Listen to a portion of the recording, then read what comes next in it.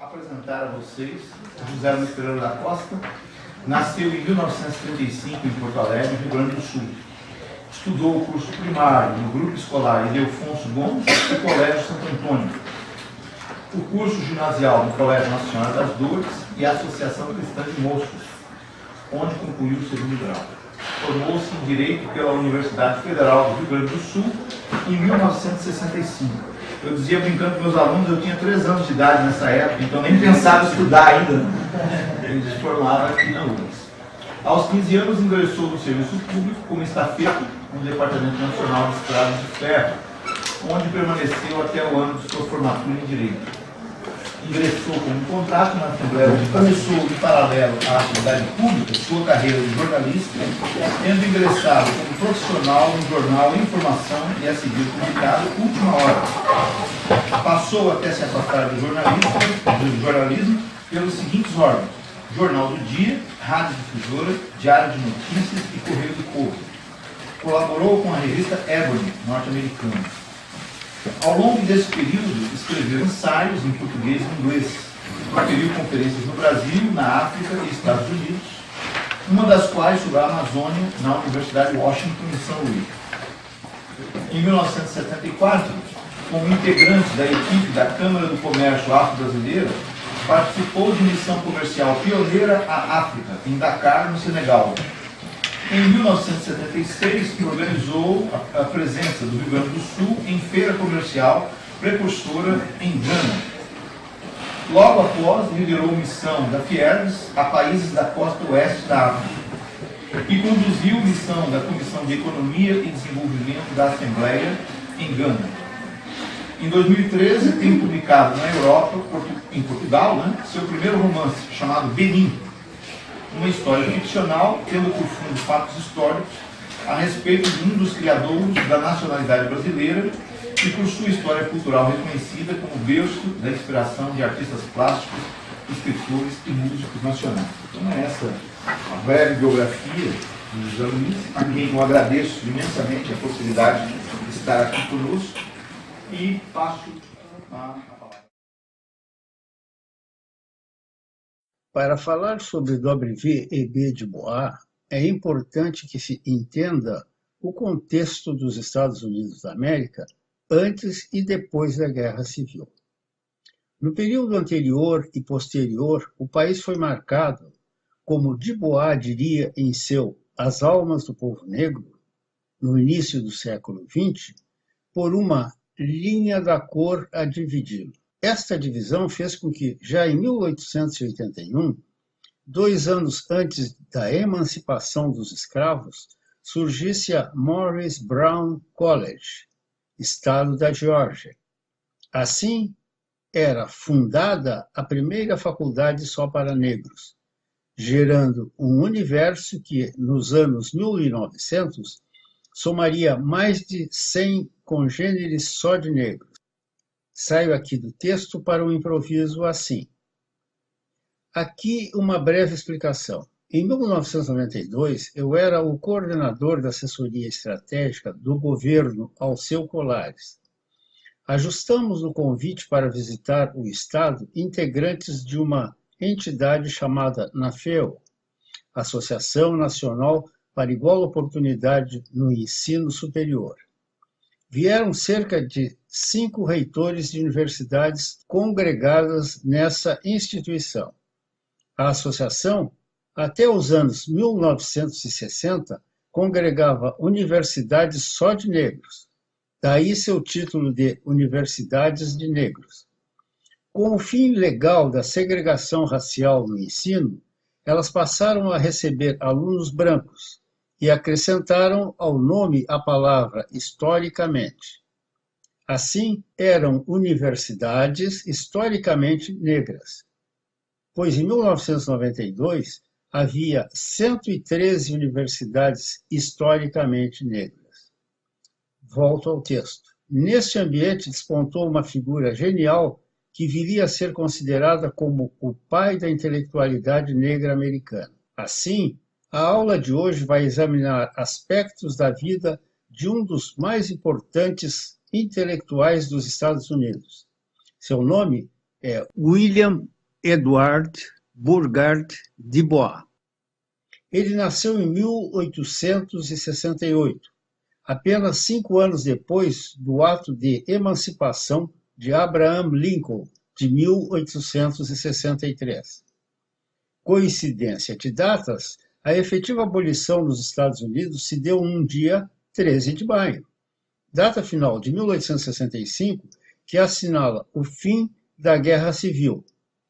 Há uma diferença real entre a emancipação e o fim da guerra. A emancipação não foi aceita pelos estados racistas do Sul. A guerra continuava. Só com o fim efetivo dela, ocorrido 3 anos após, realmente os negros se tornaram emancipados em todo o país. Neste mesmo período, 1 ano após o nascimento de Bois, é fundada a Universidade Fisk para negros, universidade na qual, anos depois, ele viria a obter seu bacharelado. De Bois assim descreve seus ancestrais. A avó de meu avô foi capturada, faz 2 séculos, por um diabólico traficante holandês. Empurrada através dos vales do Hudson e do Housatonic, negra, pequena e ágil, ela tremeu e se encolheu ante a inclemência dos ventos do norte. Olhou desesperançada para as colinas e, comumente, murmurou uma melodia pagã para o filho em seu colo. Aqui de Bois faz poesia sobre a origem de seu mais remoto ancestral africano. Já a ascendência que lhe deu o nome francês, de Bois, assim descreve. Meu avô paterno, Dr. James de Bois, era branco e descendente de Chrétien de Bois, um agricultor e talvez artesão francês huguenote, puritano. Morador de Vitré, próximo a Lille, na região flamenga francesa.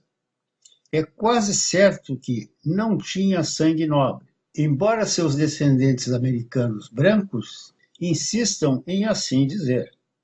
A vida do Dr. James de Bois foi a de um proprietário de terras. Esteve assim de Bois longe da escravidão. Menino, ele ingressa num dos mais marcantes diferenciais da história dos negros no Brasil e nos Estados Unidos, as escolas públicas para os emancipados, tema que seria objeto de uma de suas maiores obras literárias, Black Reconstruction in America. Aí narra a criação, no pós-guerra civil e consequente emancipação dos escravos, do Escritório dos Libertos. Com o fim da guerra, ficou um passivo de 620 mil mortos e o país dilacerado. Entre a data de emancipação e o fim efetivo da guerra, morreu Lincoln. Todavia, os novos governantes partiram para o que foi chamado de a reconstrução. Em meio às várias medidas no campo econômico, no social surgia o Escritório dos Libertos, espalhando escolas públicas também para os negros e os derrotados no conflito. Os Estados Unidos, desde sua origem, têm sua base nas igrejas protestantes, que tinham como ideário a Bíblia. Na Casa Grande das Plantações, ela era a leitura diária ou dos encontros sociais, mas também o livro de registro das famílias, nascimentos e mortes, ficavam nela assentados. Nas senzalas, lá chamadas de cabanas, o escravo via na Bíblia a oportunidade de aprender a ler o que ouvia furtivo e que remetia à salvação, no outro plano, do sofrimento na terra. Booker Washington, um ex-escravo, outro notável educador daquele tempo, em seu livro Up from Slavery, Longe da Escravidão, narra que a corrida dos negros em busca das escolas no pós-escravidão era algo fantástico, e os mais velhos queriam ser alfabetizados para poder, antes de morrer, ler a Bíblia. Isso está bem explicado no capítulo 10 de As Almas do Povo Negro, sobre a fé dos antepassados. Voltando a Dubois, em uma outra triste coincidência, ele alcança o bacharelado em 1888. Tem, assim, um curso superior no ano da abolição no Brasil, na Universidade de Negros, FISC, fundada em 1866. Portanto, apenas um ano após a emancipação dos escravos americanos. Na obra Dusks of Dawn, Lusco-Fusco da Madrugada, vincula um fato de sua vida ao nosso país. Era 1889. Escreve: o Brasil torna-se uma república. Em 1890 é admitido, embora negro, na mais renomada universidade do país, a Harvard, onde, com a tese The Suppression of the African Slave Trade, a extinção do comércio africano de escravos, alcança o doutorado. Enfim, ele se descreve assim: sou especialmente agradecido ao dom divino do riso, que fez do mundo humano e amoroso, apesar de todo o seu sofrimento e injustiça. Sou feliz porque o puritanismo paterno de minha criação jamais fez-me temer a vida. Vivi por inteiro, provando todo o apetite natural, ceando ao sol se pondo por atrás dos montes ou no mar, desfrutando do vinho, mulheres e música. Vi a face da beleza, do Grand Canyon à Grande Muralha da China, dos Alpes ao lago Baikal, na Rússia, das savanas africanas a Vênus de Milo. Pois bem, considero meu desencontro com a história chegar em Accra, Gana, pouco mais de uma década após Dubois haver morrido. Não na terra da Geórgia, onde seu solo era curiosamente vermelho, mas na África, em que já seu ícone, Alexander Crummell, insatisfeito, buscou um novo céu, uma nova terra. Nesta oração, me vali de 3 pensamentos de Dubois para informar de minha chegada a Gana. Quero explicar cada uma. Primeiro, na terra da Geórgia, onde havia o que ele chamou de Reino do Algodão, pois ali o algodão produzido pela mão escrava gerou uma sociedade rica e insensível. Segundo, a metáfora contida na cor vermelha do solo era o sangue derramado pelos escravos adubando os algodoeiros. Terceira, onde diz que, insatisfeito, buscou um novo céu, uma nova terra, ele antevia seu futuro. Entre 1913 e sua morte em 1963, 60 anos se passaram. Assim, foi para Gana. Abandonou seu país natal, insatisfeito com os horrores dos linchamentos e crimes contra os negros. Era um novo céu a cobrir seus ideais. Sucede que, ao tempo de minhas andanças pela antiga Costa do Ouro, já Gana, a figura de Dubois se cingia a um diminuto círculo de pessoas e talvez ao mundo acadêmico.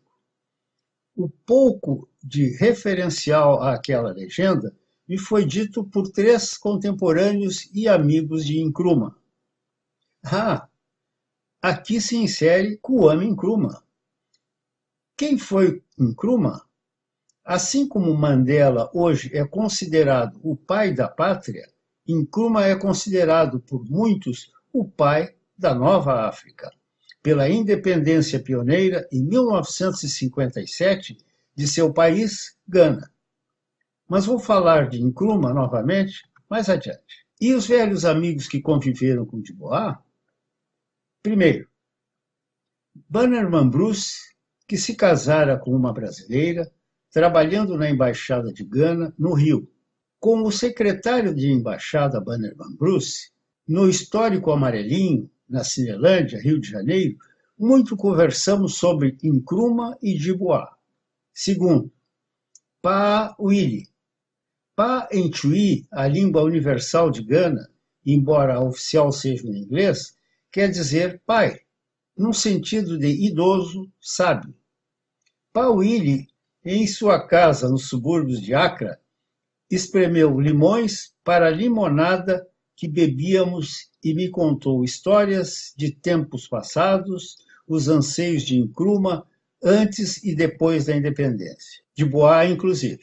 Terceiro, por último, Dr. Robert Gardiner, ministro do Planejamento, que me contou dos primeiros passos da economia independente da Inglaterra e dos amigos como Kwame Nkrumah e de Boa. Havia um reverencial respeito ao intelectual americano de Boa, amigo do pai da pátria, que se havia tornado ganense e que estava enterrado no cemitério contíguo ao castelo de Christiansborg, um dos entrepostos de escravos por onde passaram milhares de almas com destino à sua terra natal, os Estados Unidos da América. Quem sabe também um ramo de seus avoengos. Sobre castelos, foi assim que conheci o professor Rivair. Em suas pesquisas, deparou-se na internet com Topics in West African History, do professor ganense Adu Boahen, que eu havia traduzido como A Costa, Pequena História de Aonde Viemos. Ele descobriu que o tradutor morava em Porto Alegre. Isso levou também ao fato de estar trabalhando sobre entrepostos de escravos na África, e já nos comunicando. Sugeri o livro Ancient Forts and Castles of the Gold Coast, Ghana, do professor ganense Isaac Efson, disponível em meu site. Aí se iniciou uma amizade e troca de experiências culturais que perdura. Continua a leitura. Como cheguei a Diboá? Sou daqueles que amealham, num caderno da memória de experiências, amigos especiais. Um deles tem nome de divindade hindu, Vishnu, e carrega o nome Akan do dia de seu nascimento, Kofi. Seu nome completo é Vishnu Kofi Waziamal. Era embaixador de Gana no Brasil quando nos conhecemos. Tínhamos mais ou menos a mesma idade e gostos semelhantes. Certa feita, me fez cair às mãos um conjunto de conferências do professor ganense Adu Boahen. Tive, então, pela primeira vez, a visão de África narrada por um intelectual historiador africano. O professor Adu Boahen foi o organizador do volume 7 de História Geral da África, publicação da Unesco. Impressionado com o conteúdo, o traduzi e coloquei na internet para uso geral e gratuito, com o título português de A Costa, Pequena História de Aonde Viemos. Para fazer notas explicativas ao longo da tradução, busquei material diverso e, dentre eles, a revista americana Ebony. Quem foi a revista Ebony? Explico.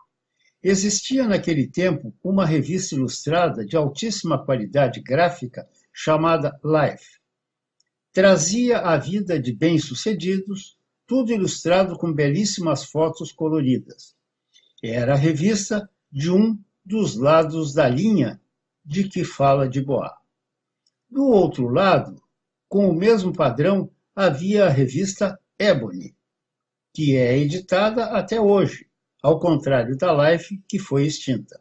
Num exemplo genérico, se na Life havia um anúncio da Coca-Cola com uma moça branca a ilustrá-lo, este mesmo anúncio aparecia na Ebony, idêntico, só que a modelo era negra. E os bonitos e bem-sucedidos também. Pois foi numa Ebony de distantes anos 1960 que eu guardara que encontrei uma ampla reportagem sobre o intelectual William Edward Burgard de Bois. Passou-se um breve tempo e, numa viagem a Nova York, encontrei numa livraria e escolhi a antologia Black Voices, Vozes Negras, com excertos da obra de escritores negros americanos. Lá estava, dentre muitos, de Bois, e a peça escolhida foi o último capítulo de seu livro, que desconhecia, The Souls of Black Folks, capítulo 14, As Canções de Sofrimento. Empolgou-me tanto que encomendei na Amazon.com o livro e o traduzi inteiro e está na internet para uso geral. Daí busquei me informar constantemente sobre Dubois e o movimento O Renascimento do Harlem e todas as suas consequências. Acompanhei nos livros a vida daquele que, depois de uma frutuosa vida, como o velho elefante da lenda africana, buscou o local de seus ancestrais para morrer. Surge a semente do panafricanismo, que resultou nos movimentos de descolonização da África. Dubois lança o que chamou de Movimento Niágara, que resultaria na formação da NAACP, ou Associação Nacional para o Progresso da Gente de Cor. Entidade que tem papel preponderante durante todo o século XX, na busca, que alcançou, de plenos direitos civis para os cidadãos negros. Isto ficou demarcado na célebre marcha sobre Washington, que registrou o discurso de Martin Luther King, evocando um sonho. Nessa marcha, ao se iniciar a cerimônia de pronunciamentos, o secretário-geral da NAACP disse que, na véspera, havia falecido em Gana W.E.B. Dubois, aquele que já no início do século começou a chamar cada um de vocês para o encontro de hoje. E era evocação incontroversa, pois no mesmo As Almas do Povo Negro, em 1903, ele escrevia: um dia dar-se-á o despertar, quando com vigor enclausurado 10 milhões de almas marcharão de forma irresistível em busca do objetivo, fora do vale da sombra da morte, onde tudo que faz da vida digna de ser vivida, liberdade, justiça e direito, tem como epiteto somente para os brancos. Foi semente para o panafricanismo o órgão que nasce assim descrito por Dubois. 59 homens de cor de vários estados subscreveram um documento se comprometendo a participar de um encontro próximo à cidade de Buffalo, estado de Nova York, durante uma semana a partir de 9 de julho de 1905. Fui a Buffalo e fiz reservas em um pequeno hotel em Fort Erie, do lado canadense da fronteira, e fiquei esperando os convidados. Se não se fizesse presente um número razoável de pessoas para pagar o hotel, por certo, ou eu faliria ou seria preso. Mas, a bem da verdade, 29 pessoas representando 14 estados compareceram. O movimento Niágara foi instituído em 31 de janeiro de 1906 e registrado no Distrito de Colômbia. Dubois lista a seguir seus objetivos em 8 itens. Primeiro, liberdade de expressão e de crítica. Segundo, imprensa autônoma e não subsidiada. Terceiro, sufrágio universal. Quarto, abolição de todas as distinções de casta baseadas simplesmente em raça ou cor. Quinto, reconhecimento dos princípios de fraternidade humana como um mandamento presente exequível. Sexto, a inexistência de monopólio de qualquer das classes ou raças no acessar ao que há de melhor em ensino. Sétimo, a crença na dignidade do trabalho. Oitavo, união de esforços para a realização desses ideais, sob sábia e corajosa liderança. Dubois, em suas memórias, assim descreve seu plano de ação. Minha estratégia para o movimento pan-africano necessitaria apoiar-se fortemente em sua estruturação fora da NAACP. Aqui eu fiz uma breve informação de que a NAACP tinha por objetivo política interna dos Estados Unidos, a defesa dos direitos dos negros nos Estados Unidos. E a visão de Du Bois ultrapassava isso. A visão de Du Bois era universal, ele tinha um alcance que transcendia a América. Continuo. Assim, planejei um congresso a se realizar em 3 capitais da Europa, Londres, Bruxelas e Paris, entre 29 de agosto e 6 de setembro de 1921. Esse congresso verdadeiramente merecia ser chamado Pan-Africano e atraiu a atenção de todo o mundo. Participaram 113 delegados de 26 grupos diferentes, inclusive 35 dos Estados Unidos, 39 da África e os demais das Índias Ocidentais e Europa.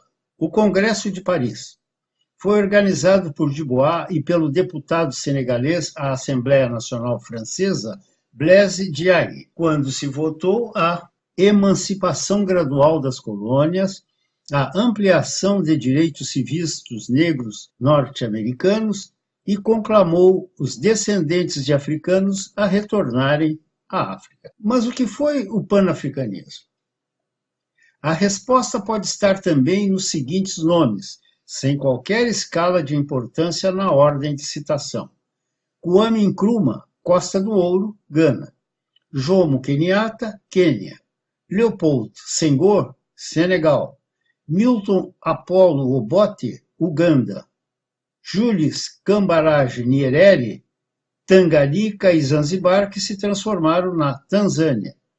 Todos lideraram os movimentos de independência em suas nações e deram o norte a um continente que ansiava por romper as cadeias que o sujeitavam, como nos tempos do tráfico de escravos, às nações imperiais europeias, algumas nem mais potências, como Portugal.